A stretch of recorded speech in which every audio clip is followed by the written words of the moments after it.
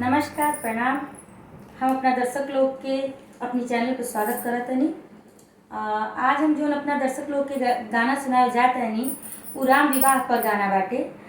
राम जी जो अपनी ससुराल में शादी करे खातिर आवत हनी त सखी लोग के ना हंसी ठिठोली मजाक करत हटे के ना उनके गाड़ी सुनावत हटे।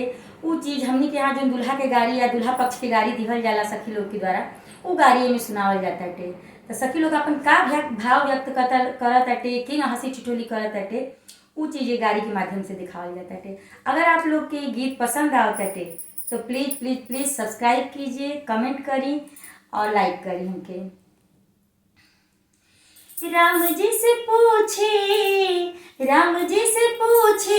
जनकपुर के नारी, राम जी से पूछे जनकपुर के नारी, बता द बबुआ हो बता द बबुआ, लोगवा देत काहे गारी, बता द बबुआ, लोगवा देत काहे गारी, बता द बबुआ, लोगवा देत काहे गारी, बता द बबुआ, बता द बबुआ हो बता द बबुआ, लोगवा देत काहे गारी, बता द बबुआ। हम तुहसे पूछी ले ओ धनुषधारी, हम तुझसे पूछी ले ओ धनुषधारी, हम तुझसे पूछी ले ओ धनुषधारी।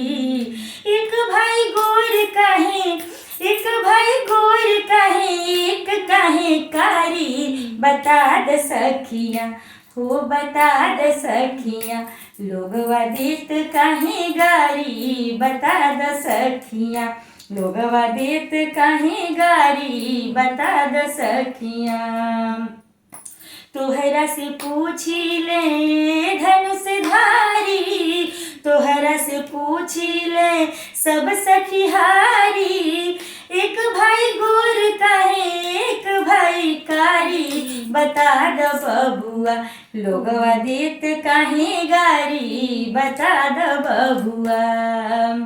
फिर स्वयंवर में साथे जो राम जी के साथे गुरु मुनि आए रहतनी उनके के हंसी मजाक कइल जाता कि क्या सखी लोग गावतनी उ सुनी लो। अब ई बूढ़ा बाबा के पाकल पाकल दाढ़ी, ई बूढ़ा बाबा के पाकल पाकल दाढ़ी, देखन में पातर आ खाए भर भर थारी, देखन में पातर आ खाए भर भर थारी, बता द बबुआ हो बता द बबुआ, लोगवा देत काहे गारी, बता द बबुआ, लोगवा देत काहे गारी, बता द बबुआ। राजा दशरथ जी कैलन होशियारी, राजा दशरथ जी कैलन होशियारी, एक मर्द पर तीन तीन नारी, एक मर्द पे बा तीन तीन नारी, एक मर्द पे बा तीन तीन नारी, बता द बबुआ हो बता द बबुआ, लोगवा देत काहे गारी, बता द बबुआ, लोगवा देत काहे गारी, बता द बबुआ। राम जी से पूछे हो,